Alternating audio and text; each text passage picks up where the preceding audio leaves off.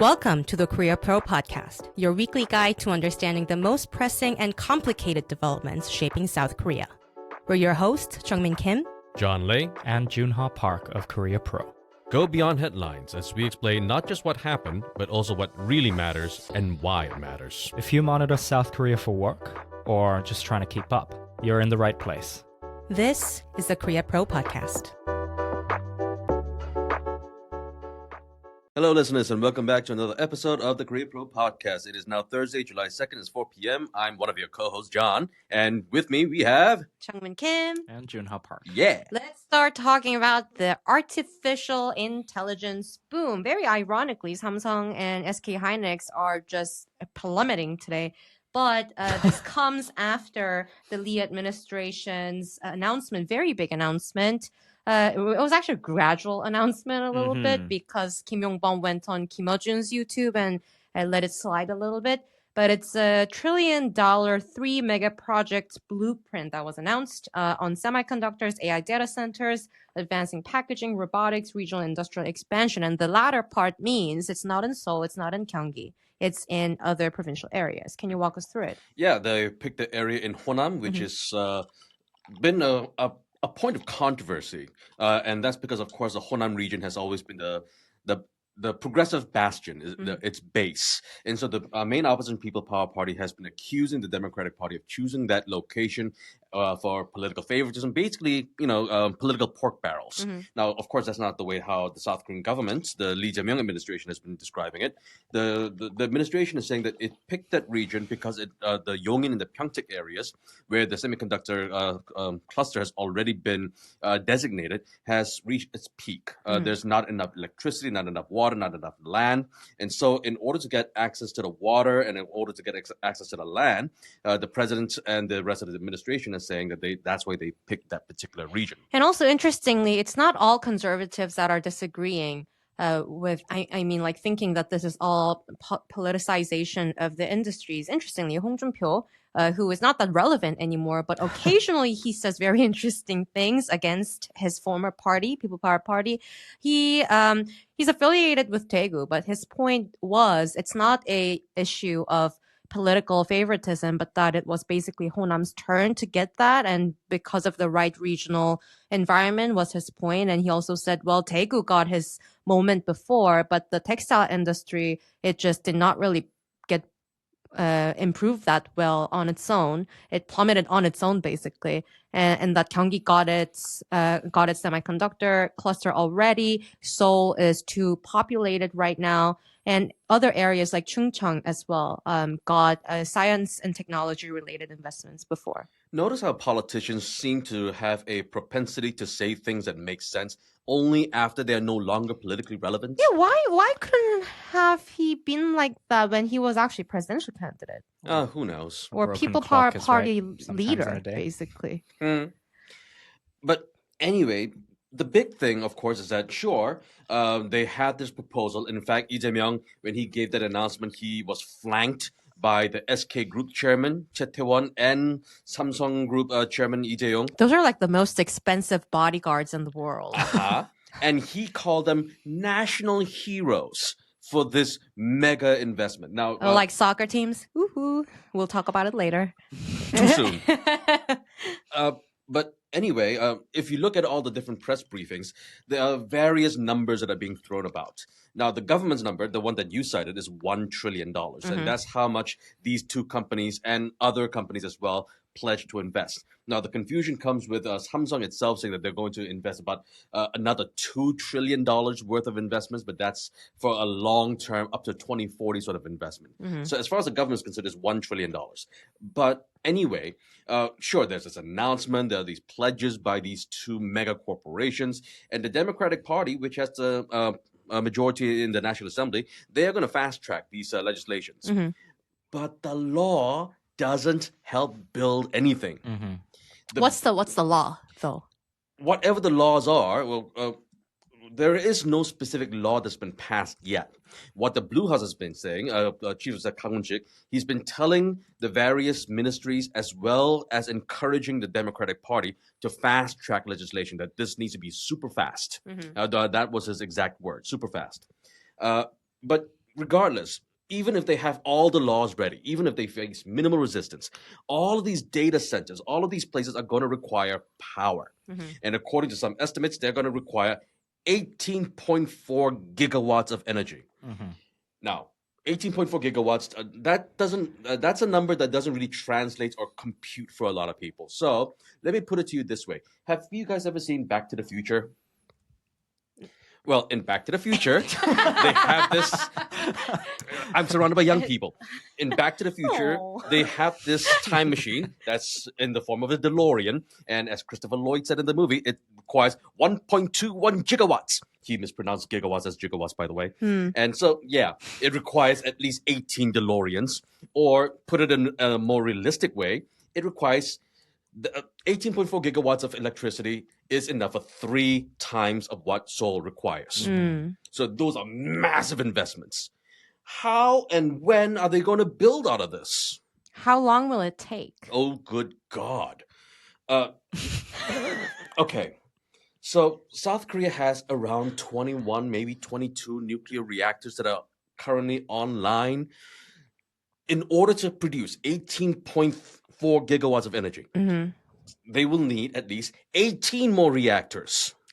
That's a lot of reactors. Almost double what we have right now. Now, don't get me wrong. If President Lee Jae Myung just said today, right now, that we are going to build 18 nuclear reactors across the country, I will literally skip and dance all the way to the Blue House, the Secret Service be damned, and I will ask the president to marry me. That's how important nuclear reactors are. It's quite a sight. But can you imagine the political resistance that's going to come out of this? You're skipping? If you're watching this on YouTube video, you'll see Giota and me laughing a lot. And also, I'm sitting across John right now, and he's over caffeinated. And this is a little too much. But anyways, great points. Junha, what was the further response from, any public sentiment or party responses? Well, public sentiment in the Honam region is definitely, they're elated. It is. Are they skipping all their way to the Blue House They yet? should be. Okay. I'm not so sure in the manner of which John has just described, but they are still skipping and dancing in their own quarters for sure. And master of understatement, the both of you. Thank you for that thinly veiled insult. And it wasn't thinly veiled at all. Let's move on. And then the political parties, well, as John mentioned and alluded to just earlier, we have seen a bit of political backlash from the PPP, despite the fact that President or the former President Yoon Suk-yeol pushed for it in 2023. That's a good point, actually. He pushed for the same thing in the same region, right? Right. And then the PPP was using it to criticize the DP and the president for basically using it as an electoral strategy concerning that the Honam region is a DP stronghold. But the DP has responded by saying that they will legislate in support of the Lee administration's 3 mega projects, pledging revisions to water management, industrial sites statutes, and also a special act on megazones to build that AI ecosystem centered on semiconductors and data centers, which the project purports. Yeah. Okay. Let's move on to domestic politics. While we're at that, we haven't really touched on what's happening at the National Assembly for a while. Can you give us the latest? Right. So the National Assembly just a few days ago, on June 30th, they saw the unilateral securing of chairmanships of 11 of the National Assembly's 18 standing committees. The Democratic Party, along with its ruling bloc coalition from the Rebuilding Korea Party, former Justice Minister Cho Guk-s's party, and the Progressive Party, the Jimbo Party. But the PPP boycotted the vote, which saw the Democratic Party unilaterally secure an 11 standing committee sweep. But why did the PPP boycott it? Well, the PPP has been having a tendency to boycott anything that stands in their way, but the DP and the PPP were at a bit of a rift, especially in terms of the Legislative and Judiciary Committee, which is basically the buck stops here committee for having legislations passed within the National Assembly, especially as the Lee administration looks to push forward its 3 mega projects agenda, especially at the start of his second year running. The DP's 11 standing committee sweep, it does entail the steering committee, the planning and finance committee, the committee for national defense, and also the political affairs and budget committee. So it does hold all the important the big ones. Yeah, all the important committees. The PPP is framing this as a sort of overreach by the DP. They've expressed their tendency or intention to resign en masse from all committee designations. And it does look like it's going to be a prolonged rift within the National Assembly and more DP-led. Maybe it's just me, but maybe if the PPP actually wants to get into some of these committees, they should stop losing elections. Yeah, that would be the first step, right? But actually, to not lose elections, they'll also have to stop being losers. But, I'm not going to hold my breath waiting for that to happen. So, yay! Let's move on to econ. June consumer price index rose 3.2% year on year, and it's the highest in 2.5 years. While the KOSPI, it's going up and down a little bit, but largely it fell this week amid semiconductor weaknesses. It largely comes after news overnight, usually in the US, right? Well, the CPI going up that high, it's not a surprise. We've been talking about this ever since February when the war in Iran happened. Everyone knew the oil prices were going up, and that's what everyone has been saying, that this has finally reached into the consumer section of the market. Core inflation prices, that's also gone up too. And so this is not all that surprising. But as for the KOSPI going down, now, as you said earlier when we started recording, that ironically, Samsung and SK's shares have been falling. And sure, that it also has to do with how tech companies in the US are performing as well. But I think it's quite telling that on the day itself, June 29, Monday, when this mega project was announced, they still dropped even on those days. Yep. And okay, I could be proven wrong regarding this idea, but I think it's because a lot of investors are not confident that this will actually come into play. Because, sure, Samsung and SK are making boatloads of money at the moment, but how much more can they keep on making money, especially considering that they are in a very cyclical sector, and they also have massive investments pledged to the US? Can they also have this massive investment pledge in South Korea at the same time? I'm not so sure if this is something that these two companies, despite their massive records profits, can actually sustain in the long term. And there were a bunch of headlines citing financial and stocks analysts that this is like a warning sign for a lot of investors. But if we look at the details of who were actually selling this week, it was actually mostly foreign investors who were selling en masse. They were driving down both Samsung Electronics and SK Hynix since Monday. Even before that a little bit, these were mostly foreign investors. And they were usually the ones that were trying to rebalance, it seems, a little bit. And the Ukrainian foreign minister this week visited South Korea and met the South Korean counterpart, Minister Cho Hyun, in Seoul. There were a few South Korea-related talking points as well, but the main headlines were related to the North Korean prisoners of war that are held in Ukraine right now. Right. So there was, as you mentioned, the discussions primarily focused on the POWs and the method of repatriation. They have stated in turn that they do want to defect to the south. Ukraine and Seoul seek to respect that and seek to move forward with international norm. However, of course, there's a lot of legal constraints. Russia's also looking to do a prisoner swap to make sure that these North Korean soldiers do not go to the south. Ukraine also has prisoners of war held in Russia as well.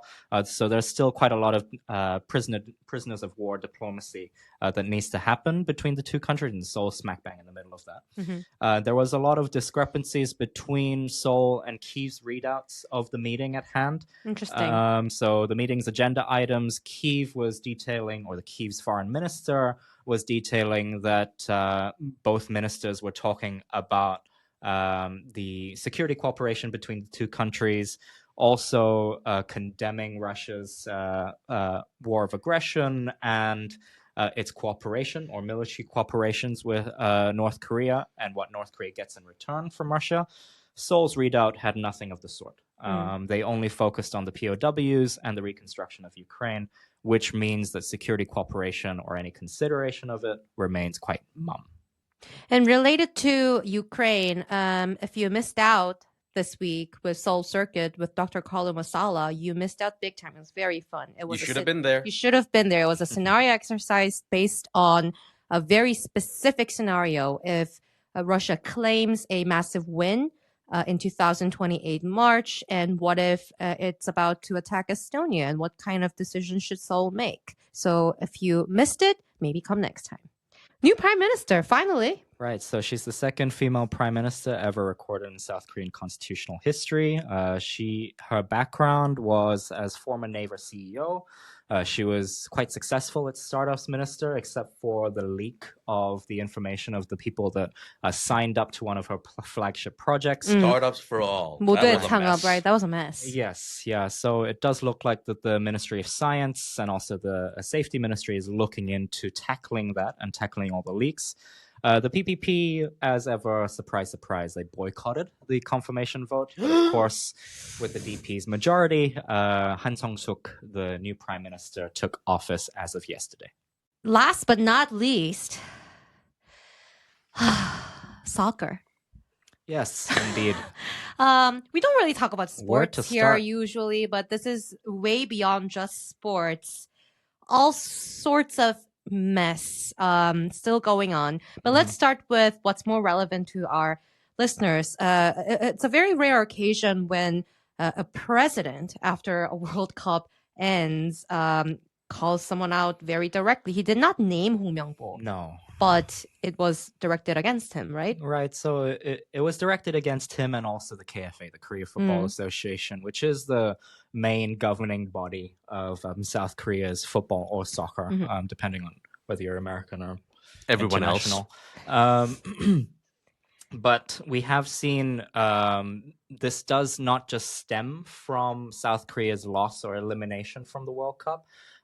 It's regardless of that. It's more on very much deep accusations and allegations, and also a deep beef with the KFA. It's been going on for a while, Yeah, right? so Hong Myung-bo, the now retired coach.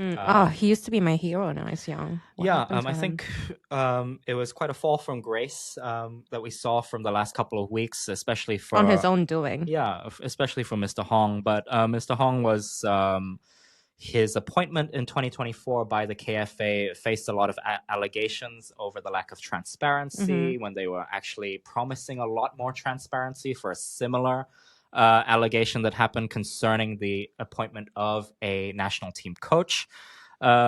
Eventually, you have a further undermining of a federation's governance, especially concerning how the KFA chief is voted in.